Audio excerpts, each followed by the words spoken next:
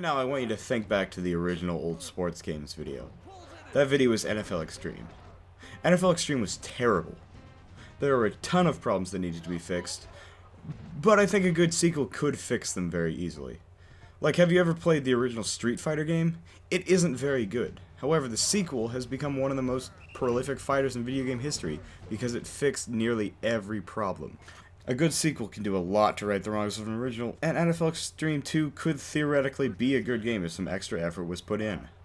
You'd think that after the disaster of the original, the developers would work extra hard to create a really, really good game.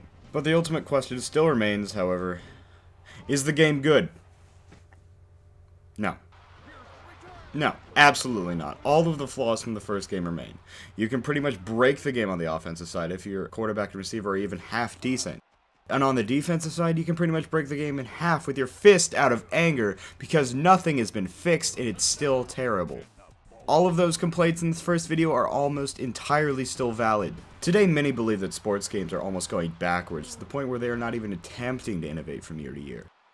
Now, these claims are exaggerated in nearly every case, but there are some instances in which this feeling holds true.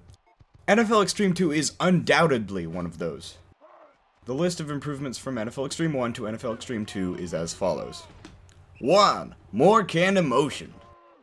2. Actual quotes from players. 3. More real celebrations. 4. Players take off helmets. 5. Incredibly in-depth player creation.